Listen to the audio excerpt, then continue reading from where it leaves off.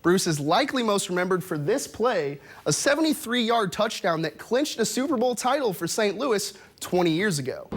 We're here at the Enterprise Center, home of the St. Louis Blues. They're having a pretty good start to their season. Chiefs fans, I'm sure you remember this run by Patrick Mahomes in yesterday's game.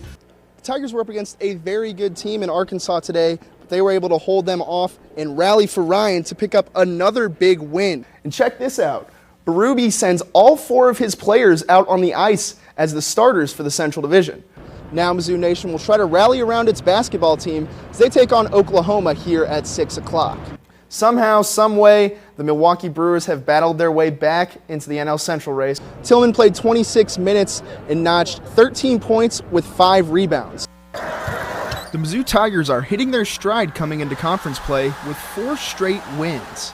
But tomorrow, they run into one of the nation's best teams in Kentucky. They have good guards and they get out in transition, so obviously stopping the ball in transition is a big thing. And they also have good bigs too, and we're also going to have to box out, only let them get 1 shot. The Wildcats are led by star freshman Tyrese Maxey. He can score it. He can score the ball, he can shoot, he can drive it, gets out in transition. I would classify him as a legitimate scorer. The Tigers know they'll be challenged on the court, but what's off it could be the game changer. When you walk into rep, you already know how it's going to be. So, we'll definitely go in there with the mindset to win, and the energy's going to propel us. That crowd is going to be behind them 100%. But, they like to get out on the breaks fast, push the ball, get to the rim, get those dunks, get that crowd going. So we got to make sure that we get back on defense, corral the paint, and we just got to play team ball on defense and offense. It will be tough for the Tigers, but they say they're up for the challenge. We're going in here just like any other game, looking to win the game. But especially on the first game, going into a arena like that, with a hostile environment, getting that win will really mean a lot to us. With respect to all the other places, I think this is probably a different level, just from the standpoint of the history behind it.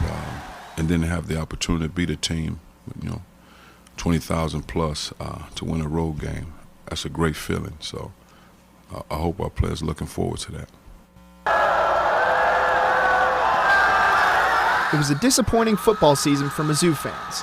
As a new era is set to begin on the field, one has already started off of it, as alcohol sales at Faurot Field have taken off. We didn't honestly know really what to expect because we've never really done it other than at concerts inside Mizzou Arena.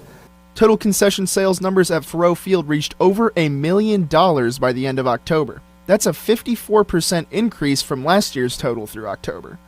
Alcohol sales accounted for 46% of total concession sales in that time frame. Joe says the success comes due to many factors. I think the SEC had a great process that they went through in setting up what the guidelines were for each institution to then make the decision. And then we've had outstanding help along the way, not only in athletics from our entire staff that would be responsible, but also from our Camp Mimi PD has been helpful, campus leadership. So many people have been helpful in us putting together, a plan that has worked. Fans are satisfied too. Many say it has enhanced the game day experience. It's been great. I love it. College students come here and drink and they can have fun, and the parents too, so it's all good. More drinks, more money, more people having fun. Following the success of alcohol sales during football season, Mizzou has expanded here to Mizzou Arena, where beer and wine is being sold at men's and women's basketball games. Fans are already enjoying the new arena experience, and Joe says credit goes to the SEC.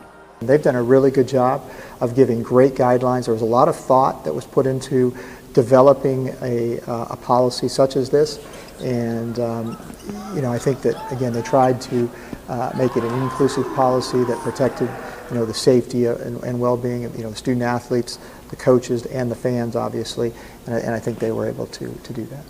Jacob Lang, KOMU 8 News, Columbia. Now from the Ford Sports Desk, KOMU 8 Sports. Good evening. Today was the 5th annual Rally for Ryan game at Mizzou Arena. The entire Lewis family was on hand celebrating another cancer-free year for Ryan. $80,000 were raised today for pediatric cancer research. Mizzou had a heated matchup with Arkansas on the court. Tigers came out hot in the first half with Xavier Pinson dishes to Reed Nico for the two-handed slam.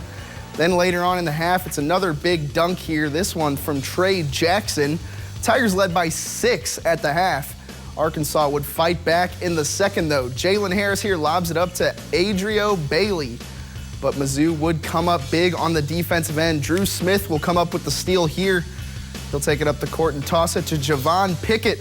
And Pickett throws that one down. The Razorbacks not going away easy, though. The ball will be thrown away here by Pinson.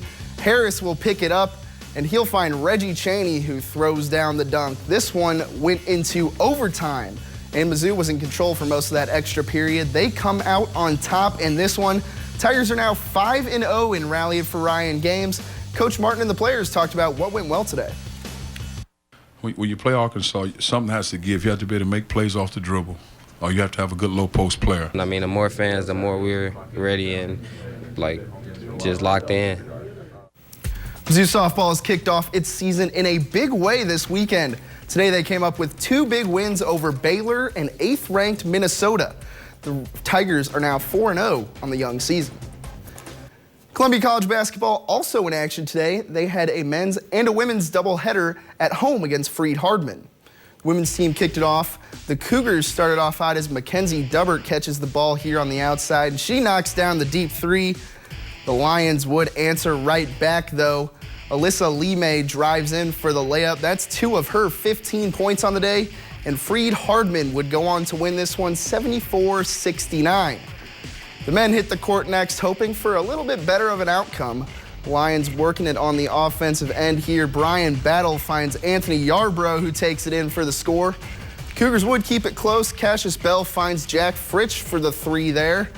Now it's senior Braden Wendell slamming it home on the fast break. The Cougars would not be able to pull it out, though. They fall to Freed-Hardman in a close one. Finals of the Southern Boone basketball tournament were tonight. Both boys and girls on the docket. First, Southern Boone boys hosting Battle. The first points of the game would come on a steal here from Battle. Marcus Grant, he gets the pass, makes the layup. Spartans go on top early. Eagles would respond with a quick jumper here, though. That would even things up. But on to the second half, it was all Battle as they go on to edge the Eagles out 51-38. Next up, the girls, we have the Booneville Lady Pirates versus the Southern Boone Lady Eagles. Pirates go up early here, the lay-in from Addison Brownfield. But the star of the game shined in the last 3 minutes. Soboco's Gabby Bruce extends the lead in the 4th by 7 with that 3. The fans can smell that win inching closer. Then she's at it again, goes in for the layup, and it is in and one. Gabby Bruce calls game as the Lady Eagles defeat the Pirates 51-44. We'll be back with more after this.